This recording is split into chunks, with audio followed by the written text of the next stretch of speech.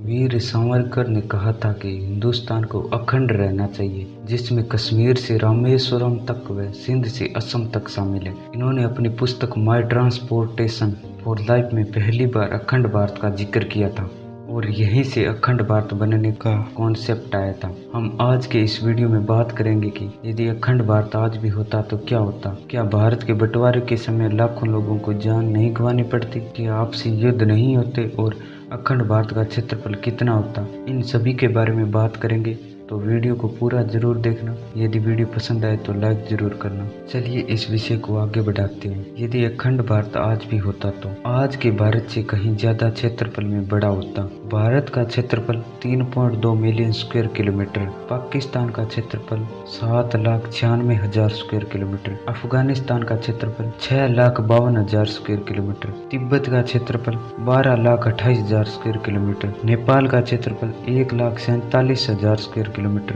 बांग्लादेश का क्षेत्रफल 1,47,000 square kilometre, Bhutan का क्षेत्रफल 38,000 स्क्वायर किलोमीटर, म्यांमार का क्षेत्रफल 6,76,000 स्क्वायर किलोमीटर, श्रीलंका का क्षेत्रफल 65,000 स्क्वायर किलोमीटर। यानी अखंड भारत की पूरी जमीन का क्षेत्रफल 70,39,951 वर्ग किलोमीटर होता, जो ऑस्ट्रेलिया देश के लगभग बराबर होता। अब हम बात करते हैं कि अखंड भारत की जनसंख्या कितनी होती। भारत की जनसंख्या 138 करोड़, पाकिस्तान की जनसंख्या 22 करोड़, अफगानिस्तान की जनसंख्या 4 करोड़, तिब्बत की जनसंख्या 37 लाख, नेपाल की जनसंख्या 3 करोड़, भूटान की जनसंख्या 7,87,000, म्यांमार की जनसंख्या 5 करोड़ 50 लाख, बांग्लादेश की जनसंख्या 16 करोड़ 78 लाख और श्रीलंका की जनसंख्या 2 करोड़ 15 लाख। अखंड भारत की कुल जनसंख्या लगभग 192 करोड़ होती, जो विश्व में सबसे ज्यादा आबादी वाला देश होता। इतनी बड़ी जनसंख्या होने से कई फायदे व कुछ नुकसान होते।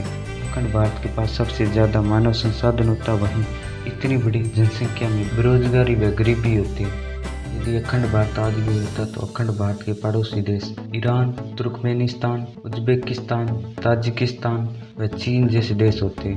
इन देशों की सीमा सुरक्षा के लिए मिलिट्री की जरूरत होती। आइए हम बात करते हैं कि अखंड भारत की मिलिट्री कितनी होती। भारत की आर्मी 14,45,000, पाकिस्तान की आर्मी 6,54,000, अफगानिस्तान की आर्मी लगभग 2 लाख थी, लेकिन अफगानिस्तान में वर्तमान में तालिबान का कब्जा है, इसलिए वर्तमान में कोई भी आर्मी नहीं है।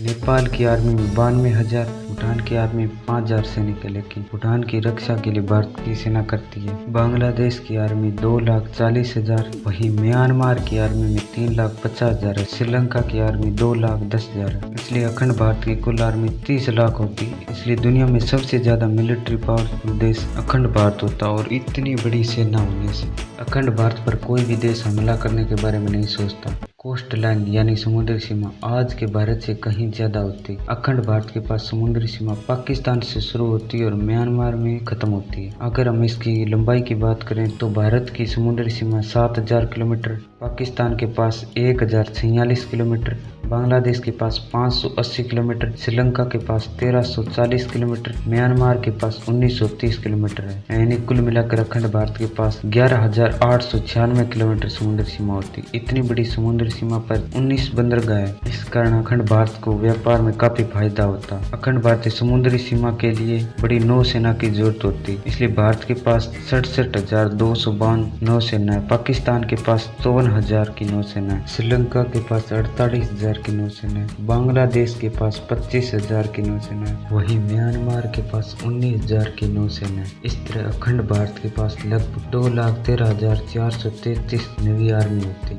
आज भारत के पास 110 परमाणु हथियार है। यदि अखंड भारत होता तो कुल 230 परमाणु हथियार होते। यदि अखंड भारत आज भी होता तो सार्क देशों का संगठन नहीं बनता, क्योंकि सार्क ग्रुप में वही देश है जो कभी अखंड भारत के हिस्से हुआ करते थे। आज भारत के फॉरेन रिजर्व में $600 मिलियन है। यदि अखंड भारत होता तो कितना फॉरेन रिजर्व होता? भारत के पास $600 मिलियन, पाकिस्तान के पास $10 बिलियन, बांग्लादेश के पास $44 मिलियन, नेपाल के पास $9 बिलियन। इस तरह अखंड भारत के पास लगभग $700 मिलियन फॉरेन रिजर्व होता। इस समय अखंड भारत का फॉरेन रिजर्व में तीसरा स्थान होता। यदि अखंड भारत होता तो अखंड भारत की क्रिकेट टीम एक ही होती, जिसमें आज भारत, पाकिस्तान, बांग्लादेश, श्रीलंका की टीम शामिल होती, जो सबसे बढ़िया क्रिकेट क्रिकेट टीम होती। वैसे इंडिया सबसे बढ़िया क्रिकेट टीम है। आपका सबसे फेवरेट क्रिकेटर कौन है? आप अपनी राय नीचे कमेंट बॉक्स में जरूर दें। यदि अखंड भारत आज भी होता तो कई युद्ध नहीं होते, जिससे लाखों लोगों को अपनी जान नहीं गंवानी पड़ती, और जो आज कश्मीर में आतंकी गतिविधियां होती है वह भी नहीं होती, और कश्मीर की स्थिति एकदम